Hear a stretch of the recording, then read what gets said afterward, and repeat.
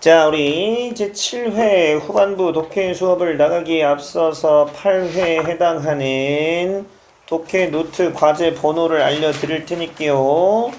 해갖고 올 수 있도록 합시다. 1, 2반 8회 독해 후반부 노트 정리할 번호는 37, 39예요. 37, 39번이 8회 숙제가 되겠습니다. 됐을까요?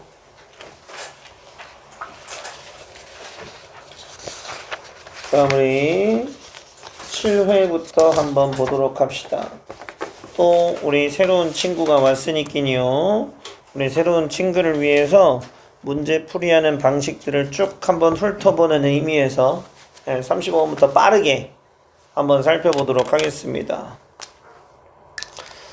자, 무관한 문장 고르기를 풀어라 라고 얘기할 땐 분명히 여러분들에게 말씀드렸죠. 어떻게 풀으라고요? 1번 앞에서 여기 안에서 분명히 바로 뭐라 그랬어요? 핵심 소재를 발견해라. 그리고 죽었다 깨나도 1번은 답이 될 가능성 없고 죽었다 깨어나도 5번도 답이 될 가능성이 없다. 2, 3, 4번을 가지고 확인을 해봐라 라고 얘기했을 겁니다. 맞죠?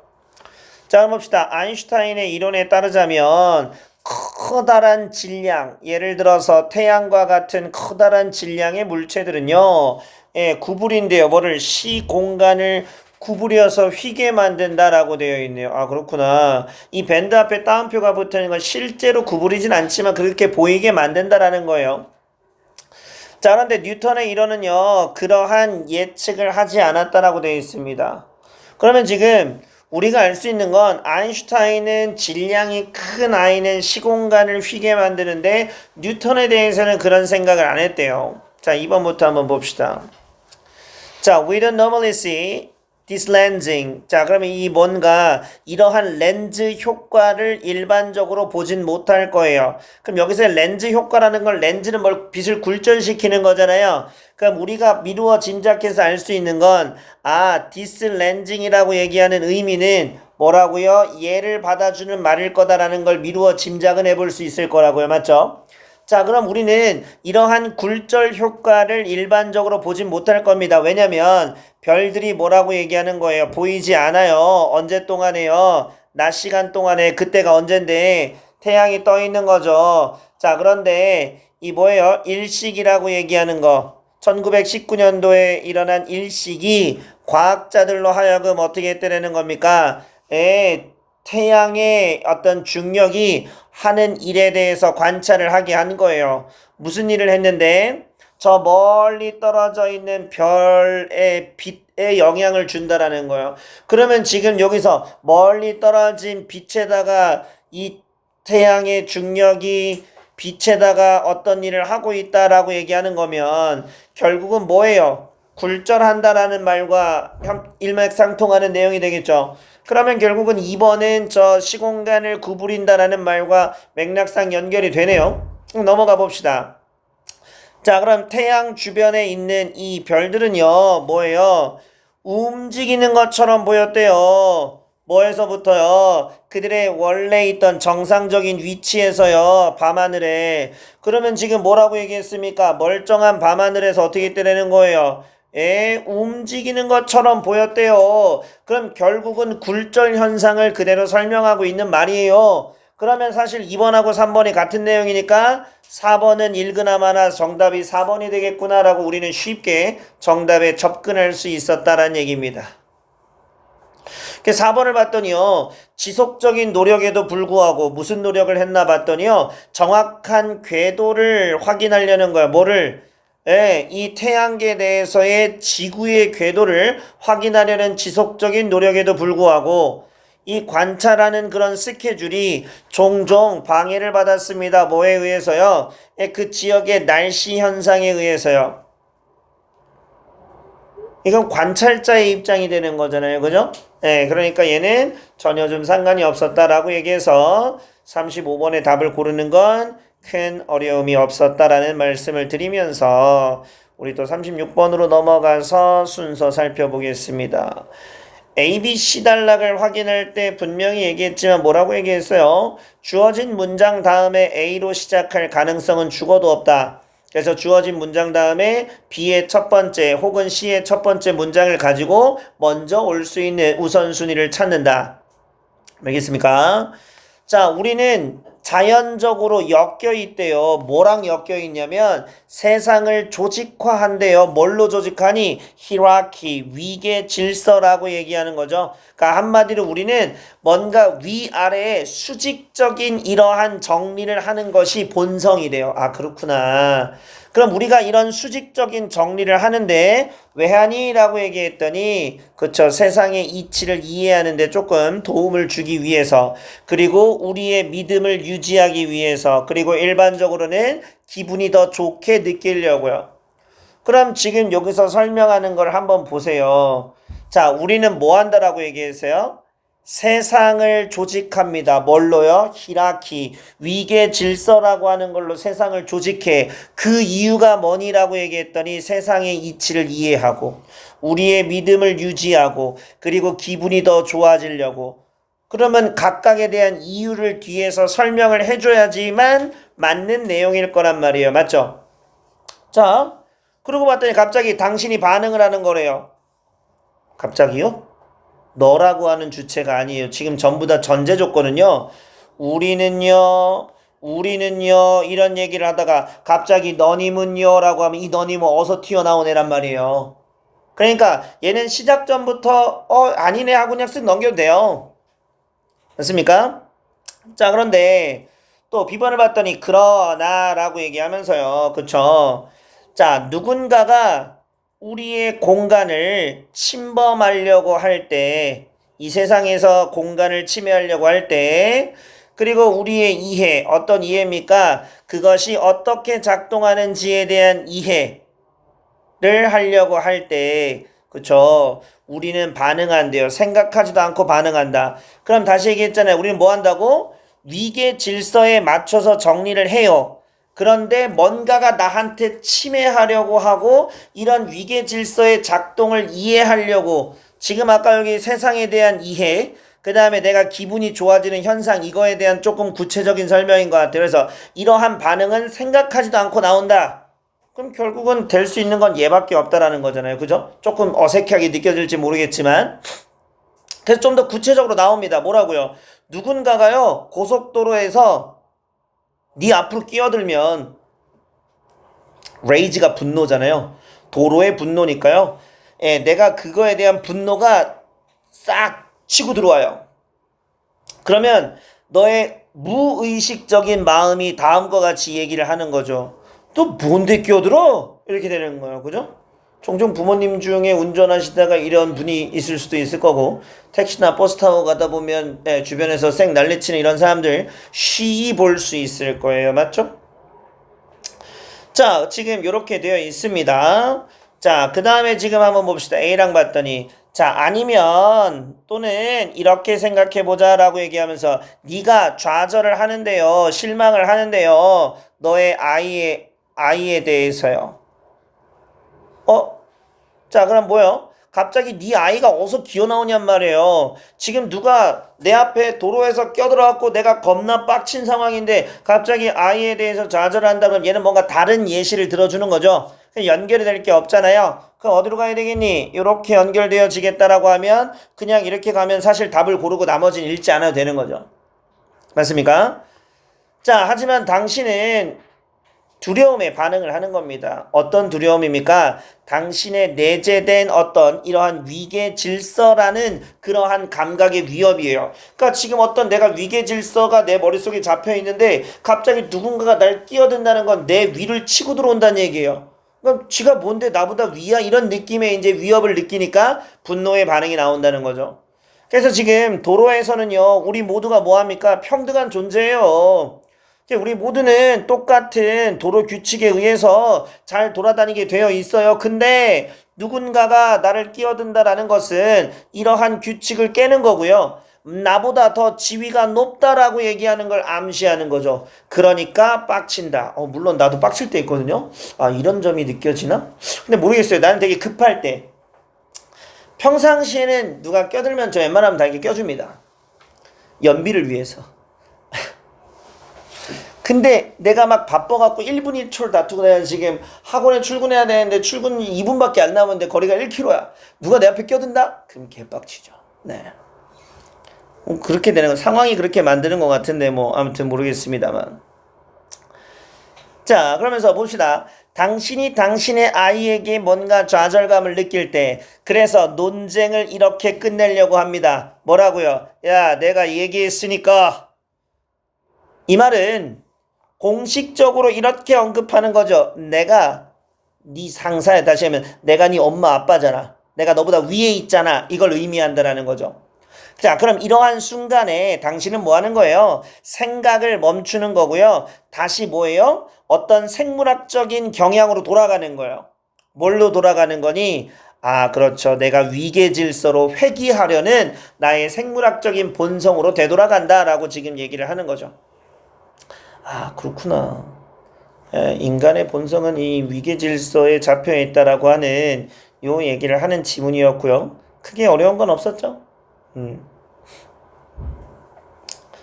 자, 그 다음에 37번은 똑같은 유형이었기 때문에요. 일단 잠시 보류.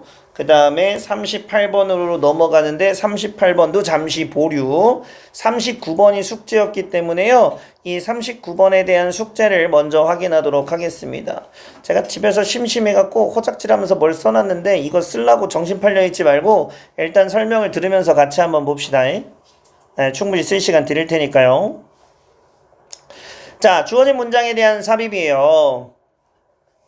자, there are 존재한대요. 뭐가 존재하니? 거의 없는 자원, 자료가 존재한대요. 근데 다시 얘기하면 존재하지 않는다는 거야. 그렇구나. 그러니까 좋은 자료가 존재하지 않는데. 그래? 그럼 좋은 재료가 없다는 얘기네? 그럼 좋은 재료가 없다라고 해놓고 땡땡 해놓고 설명합니다. 메탈 포일이니까 우리 금속 호일이니까 은박지 이런 거예요. 은박지는 크리즈, 주름을 붙잡을 수는 있어요. 주름이 질 수는 있죠. 자, 근데 이 주름을 통제하는 행위는 다소 어렵습니다 라고 얘기하고 있어요. 그러네.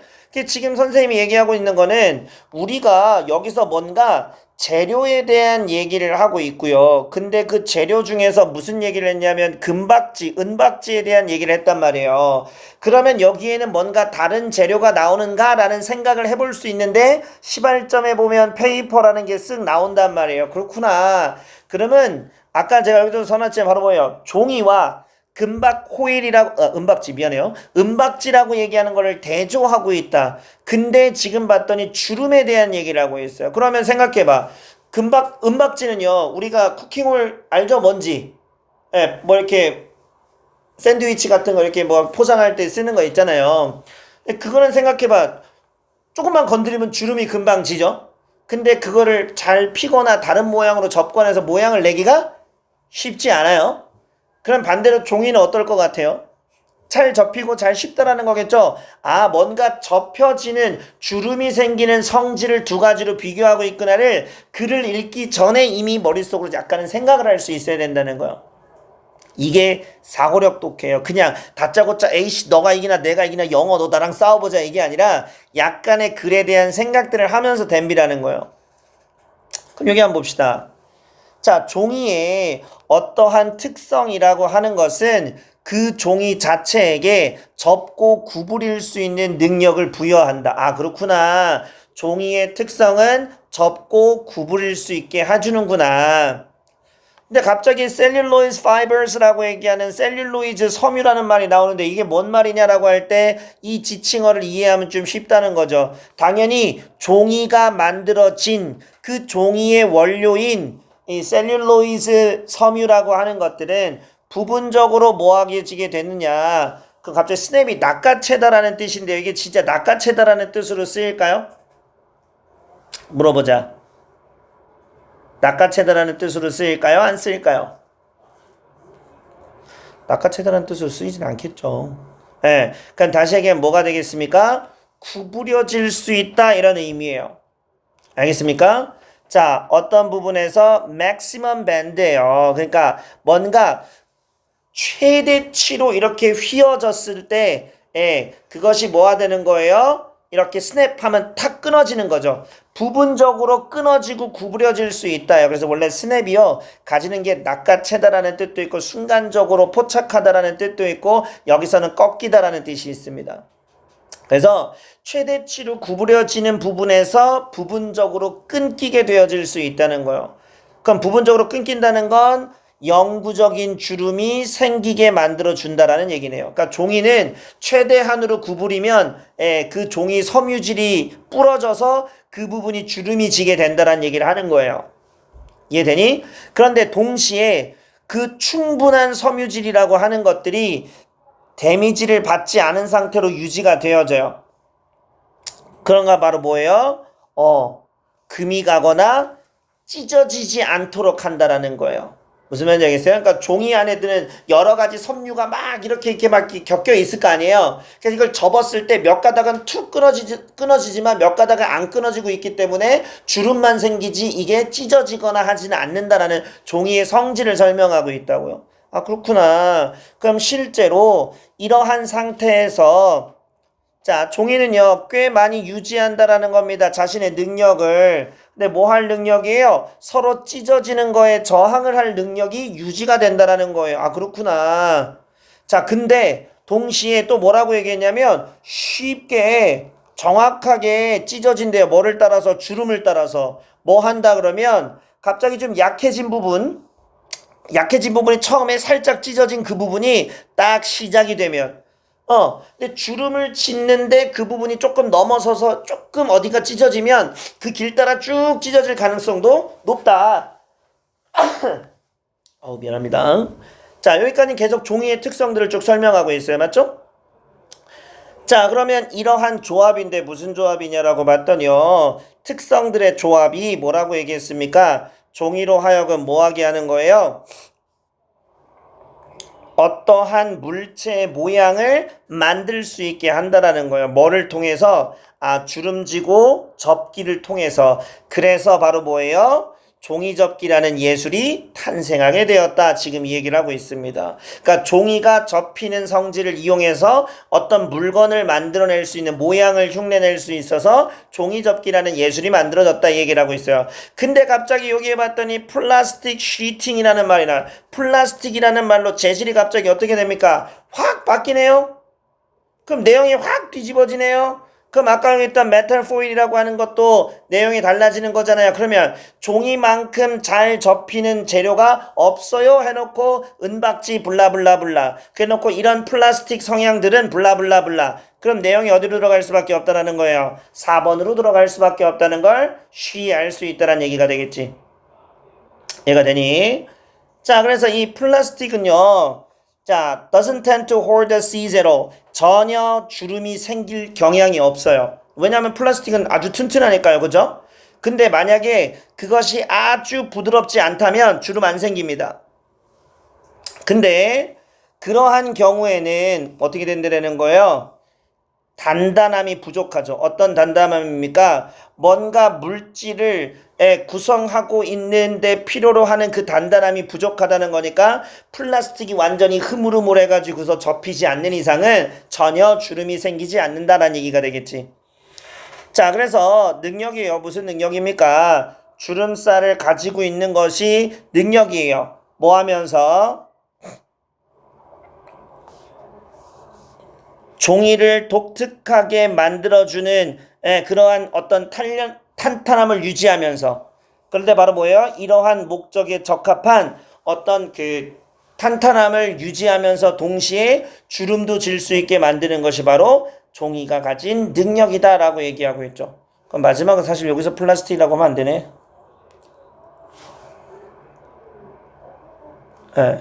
이 정도까지 보고 여기까지 보고 그래서 요만큼은 다시 뭐에 대한 얘기를 하고 있습니까? 종이에 대한 이야기로 결론을 짓고 있죠. 그래서 제가 39번의 내용을 여기에다가 정리를 한번 해봤습니다. 글자발 보이시나요?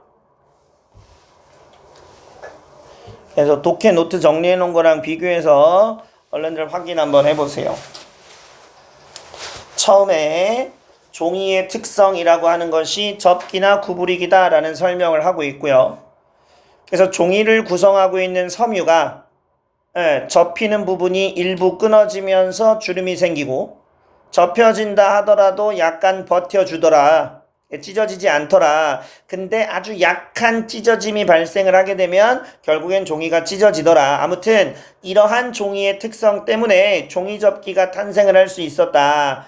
그래서 이런 종이와 이제 대조해서 설명하는 게 주름을 유지하는 재료가 없어요. 그래서 호일, 은박지라고 얘기하는 거에 대한 설명, 플라스틱이라고 하는 거에 대한 설명. 그래서 마지막에 결국은 종이라고 하는 것은 다른 재료와 비교했을 때 이러한 우수성을 갖고 있더라. 주름을 잘 잡게 하면서도 찢어지지 않는 이러한 성격에 잘 적합하다라고 얘기하는 것들을 설명하는 내용이었다라는 겁니다.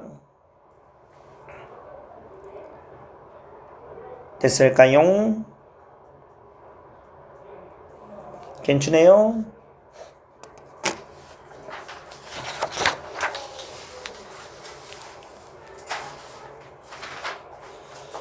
자, 그 다음에 우리 41번, 2번이 숙제였기 때문에 요걸 먼저 한번 살펴보고 내용을 봐보도록 할 거예요. 자, 분명히 제목으로 적절한 것을 찾아라 라고 얘기할 때 제목에 있는 선지들을 먼저 살펴보라고 얘기했을 거예요. 그럼 봤더니 동물들의 신체 사이즈 클수록 좋니? 라고 얘기하는 거. 그리고 지방을 저장하는 것과 그것의 영향력, 어디에다가 체온에 주는 영향력일까요? 에너지 보존이라고 얘기하는 거, 그게 지방이 하는 역할이냐? 동물들이 잠을 잘 때 어떻게 동물들이 음식을 체지방으로 생존을 위해 바꾸는 작업을 할까요? 그리고 동물들의 에너지 저장이라고 하는 거, 왜 안쪽으로도 하고 왜 바깥쪽으로도 하고 이런 얘기를 하고 있냐. 그러면 지금 우리가 공통된 것들에 대한 표현을 보게 되면 전부 다 뭔가 동물에 대한 이야기를 하고 있다. 지방 저장, 에너지 저장이라는 것이 반복돼서 나오고 있다. 그리고 신체 크기라고 하는 거, 뭐 체온이라고 하는 게 나오고 있다. 그럼 뭔가 이 동물들이 에너지를 저장하고 지방을 저장하고 기타 등등 이런 복합적인 내용일 거라는 걸 선지를 통해서 대략적인 내용은 파악을 해봤다고요. 맞죠? 한 지문 두 문항에서는 반드시 두 단락이 나온다 그랬는데 지금 여기는 한 단락으로밖에 안 나와 있어요. 그게 조금 특이하다.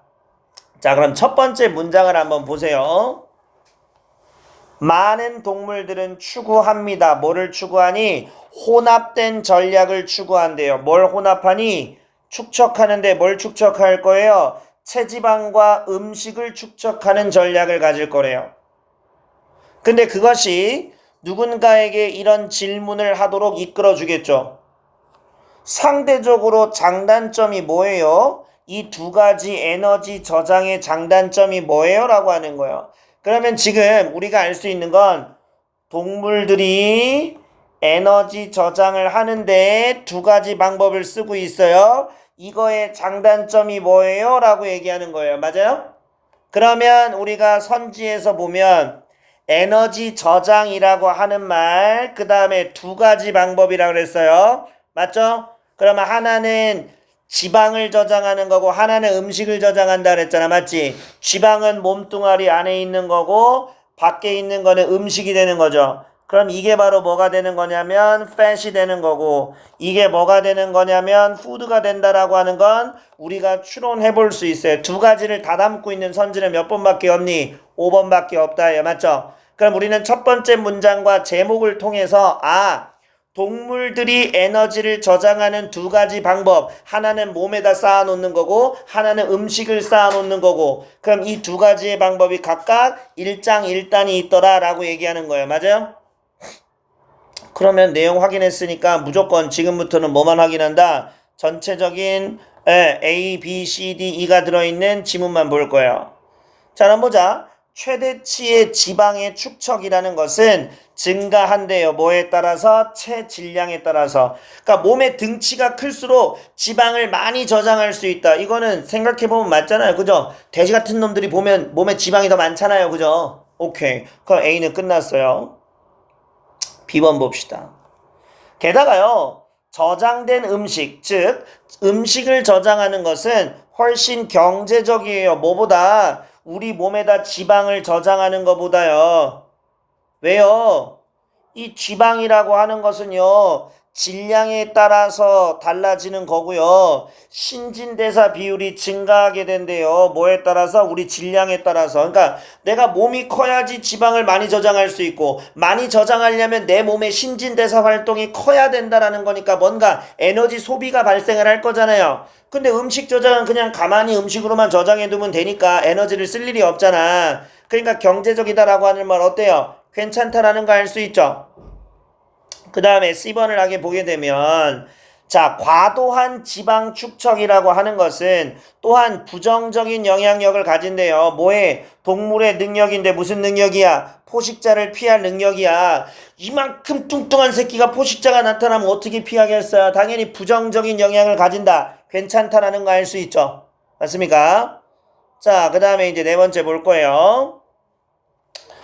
음식을 먹어서 그 음식을 지방으로 바꾸는 것은요, 바로 뭐 하는 거예요? 강화시키는 거예요. 뭐를? 이러한 유역의 손실을 더 키우는 걸까?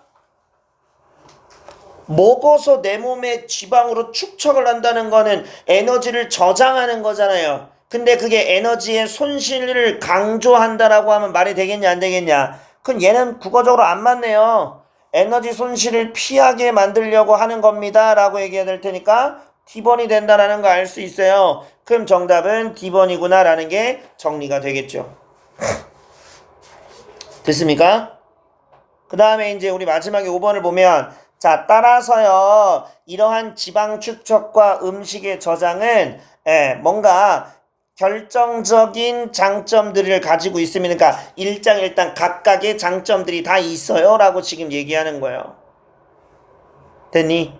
그럼 제가 전체적으로 해석은 하지 않았지만, 자, 내용을 정리해보면 내용이 좀 길어요. 제가 일부러 정리를 좀 다 했거든요. 자, 이렇게 보시면 돼요. 보이니?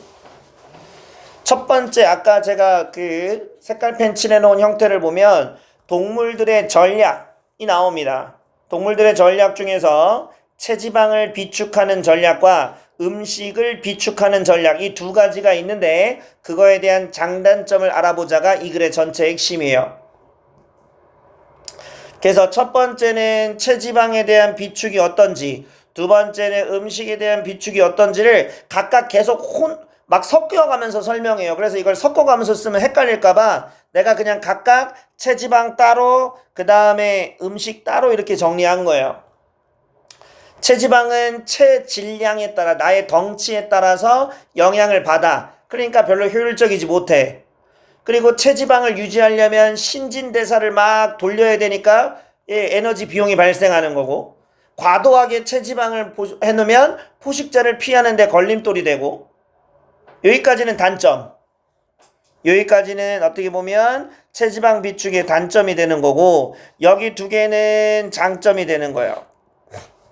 하지만 체온을 높게 유지하려면 에너지가 많이 필요하잖아요. 그러려면 당연히 몸에 축적된 질량이 많아야 된다는 거고, 그 다음에 이거를 손실되거나 관리하는 에너지가 낭비되지 않는다라고 하는 거. 그리고 이 동면인데 동자만 나오고 왜 이게 빠져있니?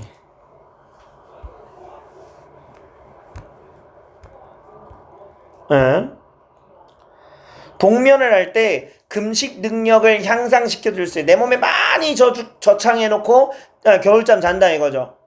그러면 버틸 수 있죠. 그리고 이제 음식으로 쌓아놓는 경우는 시간이 지나면 음식이 썩어요. 그리고 누군가가 이 음식을 뿌려가요. 단점. 그리고 이거를 관리하기 위한 내가 에너지를 써야 돼. 그렇구나. 그러니까 이만큼은 음식 저축의 단점. 그리고 얘는 장점이 되겠죠. 이거는 덩치랑 상관없이 내가 에너지를 비축할 수 있는 나만의 무기가 된다 라고 하는 내용이 되는 겁니다. 잘 자니? 됐어요? 네, 최근에 지금 한 지문 두 문항들을 제가 계속해서 여러분들이 풀이할 수 있는 연습시켜 드렸으니까 실제로 이제 뒷부분이 부담돼가지고 틀렸다거나 이런 사람들이 나오시면 곤란하다라는 얘기입니다. 아셨죠? 그럼 제가 아까 설명을 안 하고 넘어간 게 세 문제, 37, 38, 그리고 40번 이문이다. 맞죠?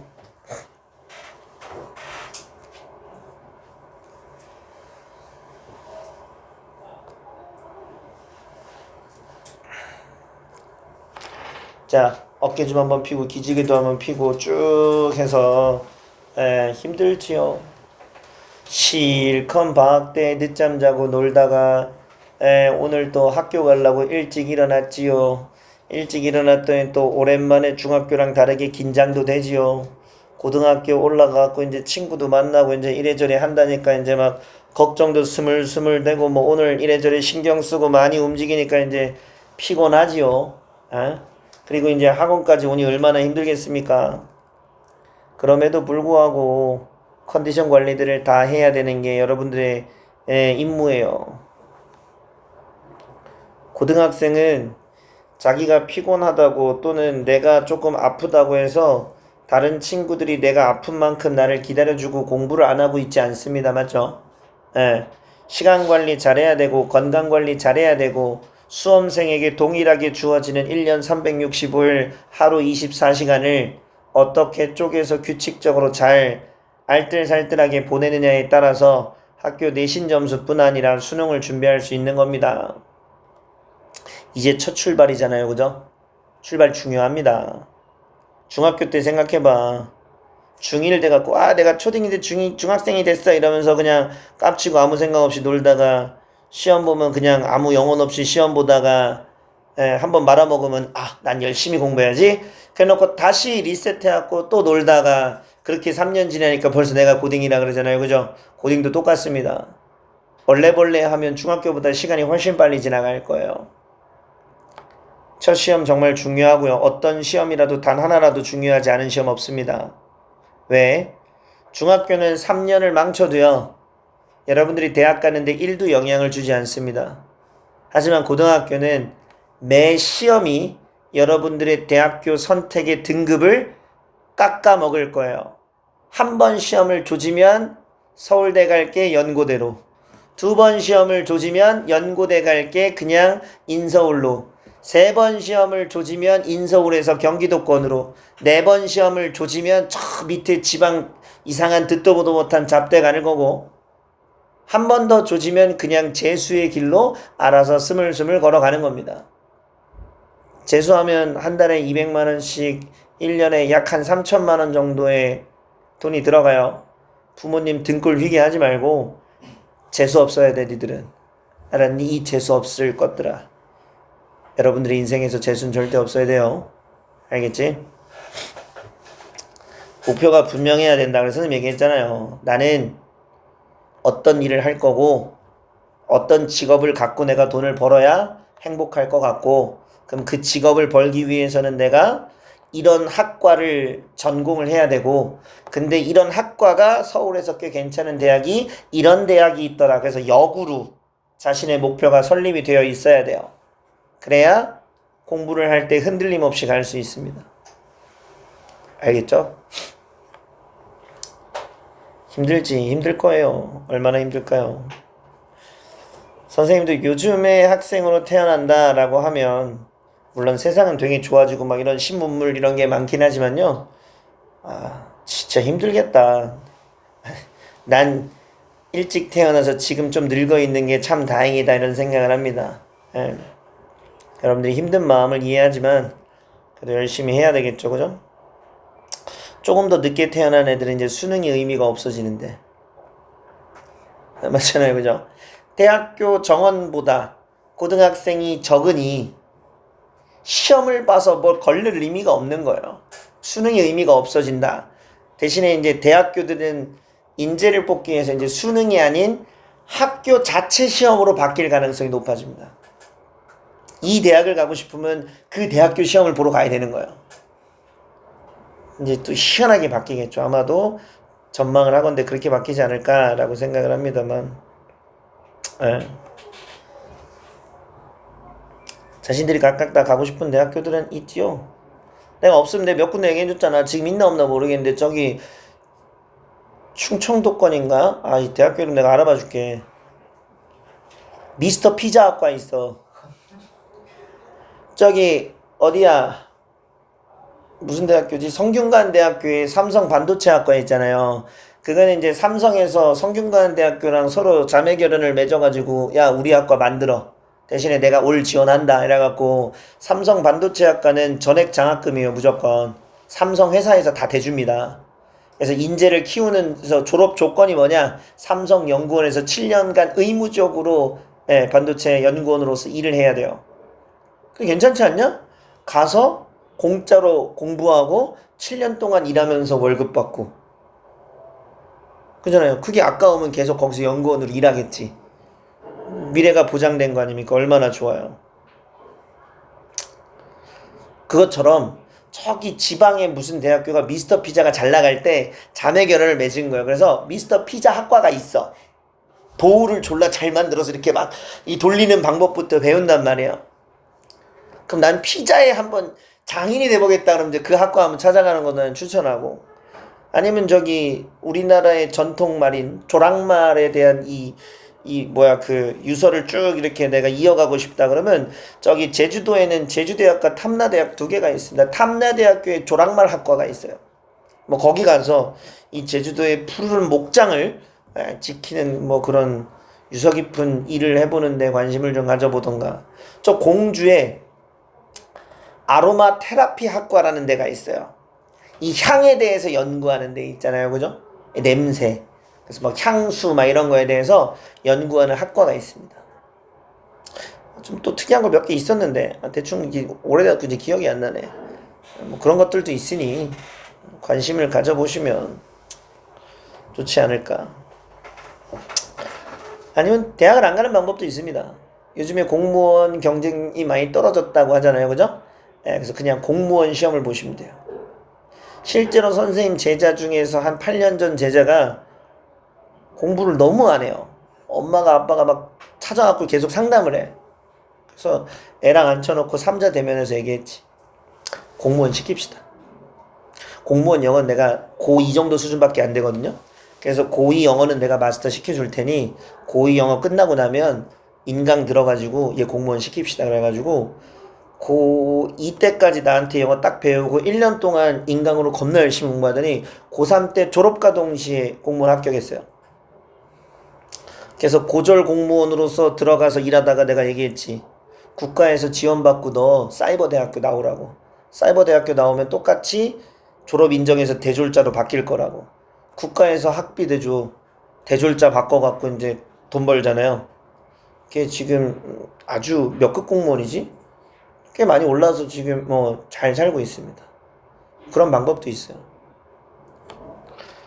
너희들의 밝은 미래를 응원합니다. 한두 문제 정도만 살짝 한번 볼 건데, 일단 40번의 유형을 아까 안 보고 갔기 때문에, 자 40번은 무조건 요약문 보라고 얘기했죠. 위에 글부터 읽는 친구들은 진짜 떼찌해 줄 거야. 눈 이렇게 떼찌해 줄 거야. 밑에부터 보세요. 아시겠죠? 자 그럼 보자. 비록 엄마 고양이가 그들의 새끼들을 식별해 낼 수 있음에도 불구하고 그들은 뭐 할 거예요? A할 가능성이 높대요. 어떤 잃어버린 울고 있는 고양이를 A할 가능성이 높다라고 얘기합니다.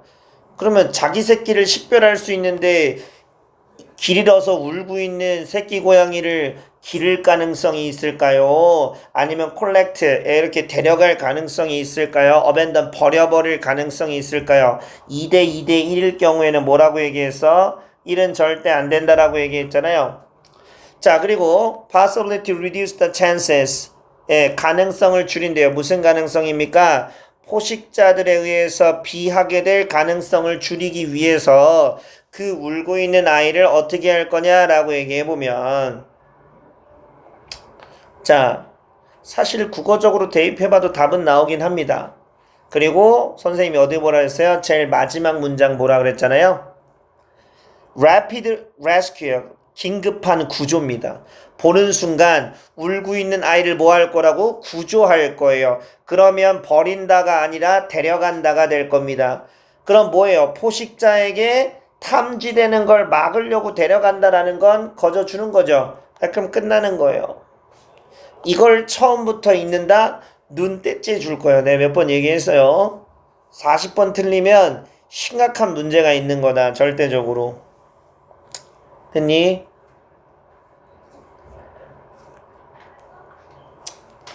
더 하고 싶은데 더 하면 너네들이 울 것 같아서 오늘 수업은 여기서 잠깐 일찍 끝내드릴게요. 자, 오늘 학교 첫날 갔다 오느라 고생들 했고 숙제를 열심히 해서 우리 목요일날 만나요. 수고하셨습니다.